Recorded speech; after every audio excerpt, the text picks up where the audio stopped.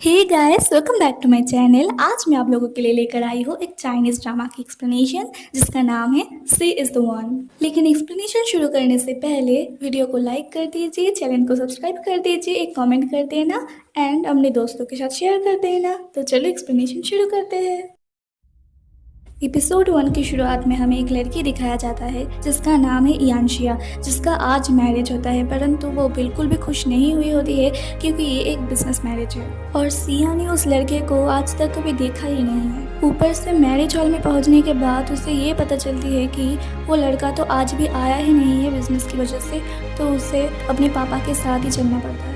इसके बाद सिया सभी को कहती है कि जिसके साथ शादी होने वाला है यानी कि मिस्टर वेन अपनी मैरिज के दिन भी बिजनेस की वजह से नहीं आ पाए। कोई नहीं, बिजनेस इम्पोर्टेंट है। फिर एक पपी को लेकर कहती है कि ये तो फिर उसकी जगह पर मेरे साथ रहे और तब उसकी डैड जैसे अरे ये क्या कर रही हो।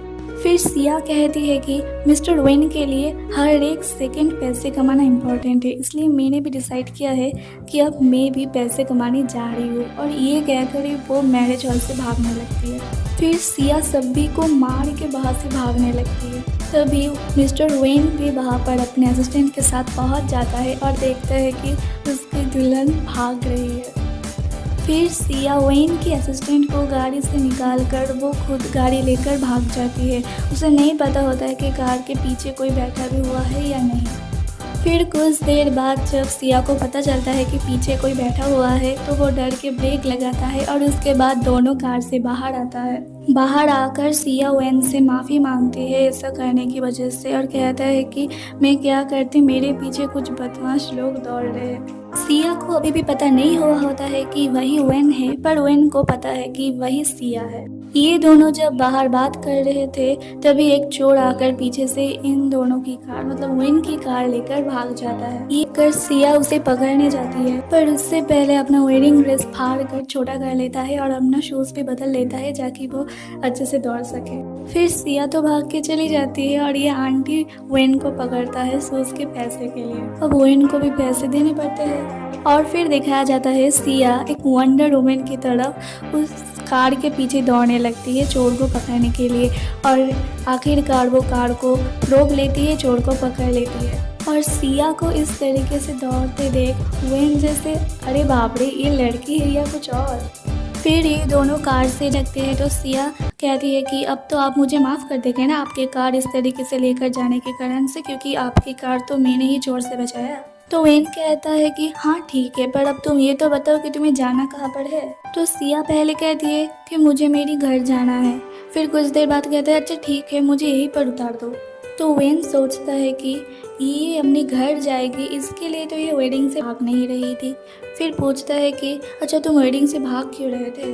तो सिया कहती है कि ये मेरी लाइफ है तो फिर मैं अपनी ही मर्जी से शादी करूँगी ना, मैं किसी और की मर्जी में क्यों शादी करूँगी। फिर सिया कार यहीं पे रोकने के लिए बोलती है। फिर वेन कार रोक भी देती है, पर सिया फिर कहती है कि अरे ये कौन सी जगह है। तो वेन कहता है कि तुम्ही ने तो बोला कि तुम्हें यहीं पर उतरना है तो उतर जाओ। फिर सिया और क्या ही करती वेन के साथ ही चलने लगती है और उसे अपनी दीदी की बहुत याद आ रही होती है और तभी उसके और उसकी दीदी के बीच बहुत ही अच्छी बॉन्डिंग दिखाई जाती है। फिर सिया कार में ही सो जाती है तो वेन उसे अपने घर में लेकर आकर सुला देती है और फिर अपने असिस्टेंट के साथ बात करते करते काम के लिए चली जाती है। फिर कुछ समय बाद जब सिया की नींद खुलती है तो वो चिल्लाने लगती है कि मैं कहाँ पर हूँ, कैसे आ गई। तो उसकी डैड आकर उसे कहता है कि तुम वेन के घर में हो। फिर सिया को जैसे यकीन ही नहीं हो रहा होता है कि वो लड़का भी वेन की फैमिली से कोई है। फिर वो यहाँ से फिर से जाने लगती है तो उसकी डैड उसे रोक लेती है। फिर इन दोनों के बीच थोड़ा सा झगड़ा भी हो जाता है। फिर उसकी डैड उसे वहीं पर छोड़कर चला जाता है और कुछ देर बाद ये आता है जो कि वेन के घर के एक वर्कर होता है। कुछ टाइम के लिए सिया को लग गई थी कि शायद वेन है, पर आखिरकार ये भी सिया को उसके कमरे से बाहर नहीं निकलने देता है। तो फिर सिया दरवाज़ा बंद करके खिड़की से कूद जाती है और ये नीचे आकर जब देखता है कि सिया जा रही है तो ये जैसे अरे बाप रे ये नीचे कैसे चली आई।